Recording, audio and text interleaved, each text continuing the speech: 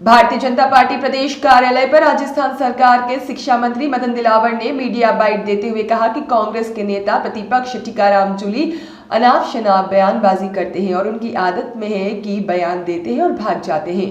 उनको लगता है कि 100 बार झूठ बोलने से जनता उसे सच मान लेगी, परंतु राजस्थान की जनता समझदार है और इसी समझदारी का परिचय देते हुए झूठ बोलने वाली कांग्रेस पार्टी को उपचुनाव में 7 में से 1 सीट दी थी। कांग्रेसी नेताओं की एक आदत है, झूठ बोलो और भाग जाओ। जनता अब समझ चुकी है, झूठ बोलकर भागने की राजनीति चलने वाली नहीं है।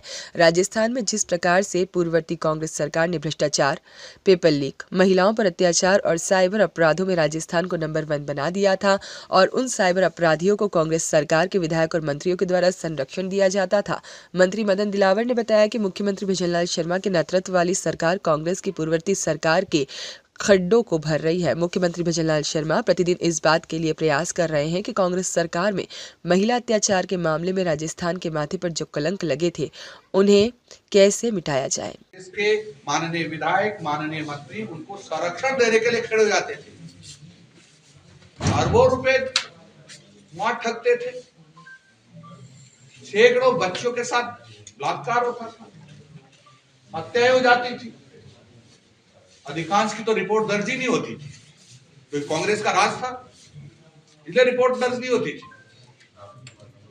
अभी भी कुछ लोगों से जाकर के पूछो पहले क्या होता था, वो कहते थे हमको हमारी बच्चों की सुरक्षा के लिए मेन गेट पर सोना पड़ता है,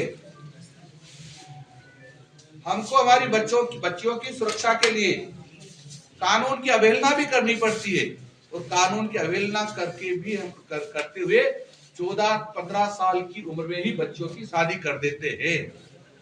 इतना क्षोभ था, लेकिन अब क्षोभ गायब हो रहा है तो इनको चिंता हो रही है कि हमारे जिनको हम संरक्षण देते थे, बलात्कारियों को, चोरों को, डकैतों को, जिसमें अधिकांश कांग्रेसी भी होते थे,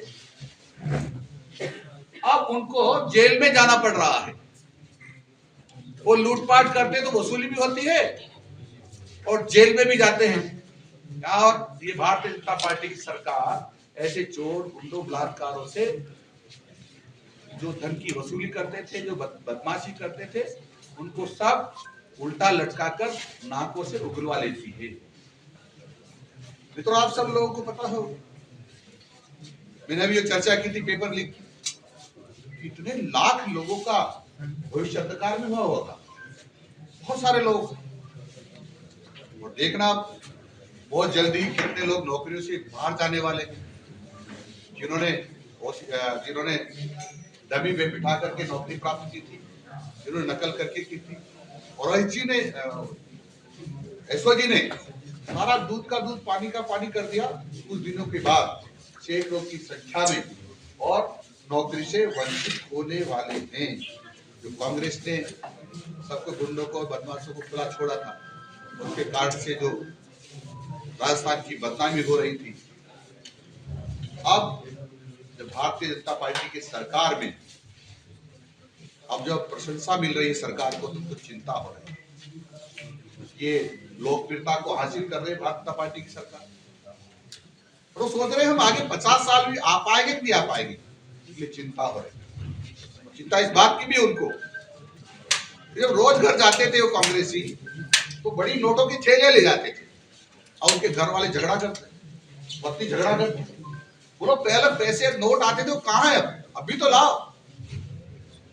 तो टेंशन में रहते, टेंशन मुक्त होने के लिए वो इस प्रकार के ओछे हथकंडे अपनाते रहते हैं।